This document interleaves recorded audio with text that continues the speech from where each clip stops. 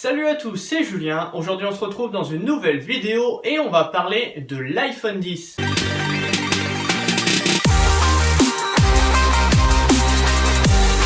Cela fait maintenant un mois que l'iPhone X est sorti, puisqu'il est sorti le 3 novembre 2017, et cette vidéo va arriver certainement un petit peu après le 3 décembre 2017, mais après un peu plus d'un mois d'utilisation intensive, je vais pouvoir vous donner mon ressenti. Donc je l'ai utilisé tous les jours puisque c'est devenu maintenant mon téléphone personnel, donc qui remplace mon iPhone 6 avec lequel je filme actuellement. J'ai noté 7 points à évoquer durant la vidéo. Je vais vous faire ça différemment puisque je vais vous donner directement mon ressenti. Je vais pas faire un test directement parce que je n'ai pas tellement l'habitude de faire des tests très au point comme certains youtubeurs le font. Si vous voulez un test complet, allez directement regarder sur YouTube des tests. Pour ma part, on va commencer avec la première chose. L'écran de 5,8 pouces a été très facilement adopté par moi-même puisque je passais d'un écran de 4,7 du coup à 5,8 dans un format plus ou moins grand par rapport à l'iPhone 6. L'écran donc très simple d'utilisation, en plus il est super beau, c'est un écran OLED. Également le téléphone en lui-même est super compact, donc à mettre dans les mains c'est super facile. Même moi rangé dans la poche, j'ai pas senti de différence que ce soit plus grand ou beaucoup plus petit. Non, là on est vraiment sur le même format que j'avais l'habitude pendant 2-3 ans. Concernant le manque de boutons home, ça n'a pas été un souci puisqu'en fait avec les gestes de glisser déposer c'est tellement plus simple. Donc le bouton home, d'appuyer dessus pour revenir au menu, ça ne m'a pas manqué du tout.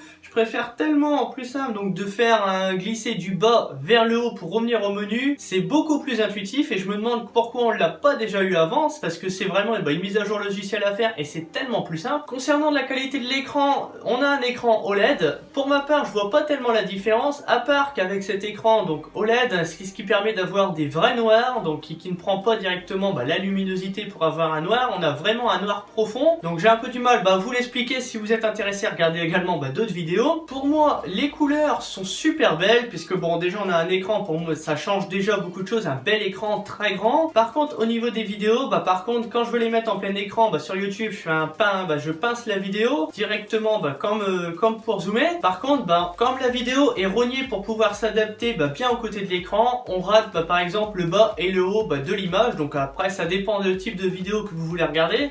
Si vous regardez quelqu'un avec une facecam, vous allez avoir sa tête qui va être coupée si elle est en haut ou en bas, etc. etc. La deuxième chose que j'ai envie de vous parler, c'est Face ID. Face ID qui remplace Touch ID, donc des anciens iPhones. Pour ma part, je suis grand fan de ce nouveau système pour déverrouiller. Bon, malheureusement, sur l'iPhone 6, j'avais Touch ID de première génération, donc je peux pas tester la rapidité. Je pense que Touch ID 2 déverrouille beaucoup plus facilement. Là, on a juste à regarder l'écran et directement en regardant le petit cadenas va se déverrouiller et on va avoir accès aux notifications, donc ça c'est super. Pareil pour le déverrouiller, une fois que le cadenas est ouvert, on a juste à glisser et là on arrive directement au menu principal. Donc ça c'est vraiment une innovation qui est top et je reviendrai certainement pas en arrière avec Touch ID à laisser le doigt. C'est tellement plus simple de regarder et de le déverrouiller tout de suite dans la foulée. De plus, pas de souci puisque ça fonctionne de nuit, mais par contre il faut avoir les deux yeux ouverts. C'est vrai que quand on est dans le lit avec un œil ouvert, là il aura du mal peut-être à nous reconnaître. La troisième chose dont je veux vous parler, c'est l'encoche en haut. L'encoche qui rassemble donc les capteurs de Face ID plus l'appareil photo plus le haut-parleur. Pour ma part, ce n'est pas du tout gênant. Pour certains, d'autres, ils aiment pas tellement, mais moi je trouve que ça représente l'identité de l'iPhone. Avant, on avait l'habitude d'avoir donc le petit bouton Home avec le petit carré dessus, puis après, le carré a été supprimé pour faire place à Touch ID. Maintenant, c'est l'encoche qui représente un peu l'identité du téléphone. Moi, je trouve ça super joli. Ça ne gêne pas pour regarder des images. Pour certains, ça pourrait être perturbant. Pour ma part, pas du tout, j'adore. Et de plus, si vous aimez pas avec l'écran LED, il y a des fonds d'écran, des applications qui existent pour justement rogner et bénéficier des noirs complets directement et en cachant justement cette encoche. La quatrième chose dont je veux vous parler, c'est Apple Pay. Apple Pay maintenant qui fonctionne avec Face ID. Pour ma part, je l'avais déjà utilisé avec mon ancien téléphone, mon iPhone 6 et puis mon Apple Watch. Par contre, la seule solution c'était moi pour ma part de payer avec l'Apple Watch, puisqu'avec mon téléphone, je sais pas si c'était parce que je mettais pas bien mon empreinte ou parce que avec la transpiration ça avait un petit peu du mal à fonctionner et du coup sur le TPE j'avais du mal. Là avec l'iPhone 10 c'est très simple, on a juste à faire un double-cliquer sur le côté. Ensuite on a juste à regarder notre téléphone, Face ID reconnaît et on a juste à poser directement sur le terminal de paiement. Donc ça, je trouve que c'est encore plus simple qu'avec le Touch ID, donc à poser son doigt en même temps que de poser sur le petit appareil. La cinquième chose dont je vais vous parler, c'est Animoji. Animoji qui est uniquement réservé à l'iPhone X. C'est quelque chose qui permet, en fonction de notre trait du visage, on va pouvoir directement envoyer un petit message de 10 secondes par e-message à la personne. Donc comme ça, il va pouvoir peut-être en train de chanter et voir toute notre expression du visage en temps réel. Pour ma part, je l'utilise pas déjà premièrement parce que je n'y pense pas, et puis ensuite j'envoie pas tellement de e-message. Maintenant on a tellement d'applications, Messenger, Snapchat, etc.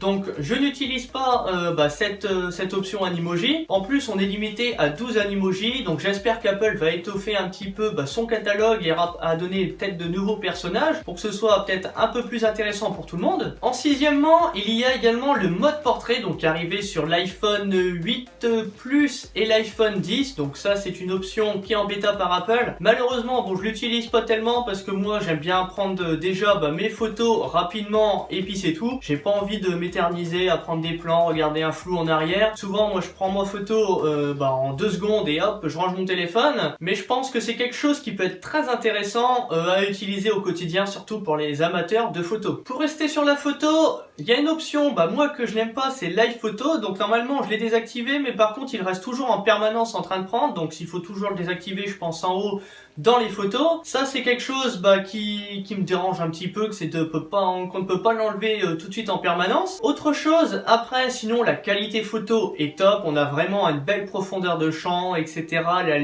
Les couleurs sont belles. Même au niveau du zoom x10, on a vraiment une belle qualité avec le zoom qui est au maximum. Donc ça c'est chose qu'on n'avait pas, par exemple moi sur mon 6, quand je zoomais c'était vraiment flou, il y avait beaucoup de pixels, c'était pas très joli. Pour la vidéo, là on peut filmer en 4K 60 fps. Pour ma part je vais l'utiliser très peu parce que déjà je n'ai pas l'écran pour lire un petit peu la 4K, et également ça prend beaucoup plus de place. Moi à traiter pour mes vidéos, ça va faire ramer mon ordinateur qui a pas assez de performance parce que c'est un fin 2012 et tous les composants sont pas assez performants pour faire tourner la haute qualité, de la Ultra HD. Mais sinon de pouvoir filmer en 4K 60 fps, je pense que c'est le minimum en 2017. Par contre la seule chose que j'aurais voulu, c'est peut-être d'avoir du 1080p avec 90 images par seconde peut-être, puisque là on est encore limité à 1080p 60 fps, c'est autant que la 4K. Et enfin la dernière chose que je voulais vous parler, donc dans mon ressenti, c'était le pourcentage de batterie qui manque directement. Pour certains c'est un problème, pour ma part ça ne me dérange absolument pas, puisque j'ai juste à regarder la jauge. Là je vois que je suis à peu près à 80-85%, et après j'ai juste à glisser donc du bas vers le haut. Là par exemple je suis à 83%.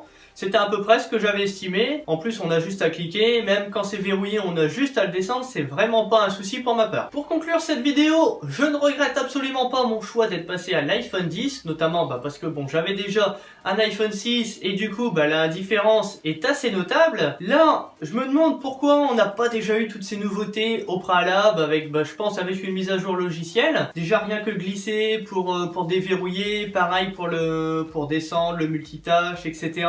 C'est vraiment quelque chose de super simple, super intuitif, on s'y fait facilement. Alors j'espère qu'Apple ne va pas revenir en arrière et puis remettre un bouton peut-être pour l'iPhone 11 ou l'iPhone de 2018.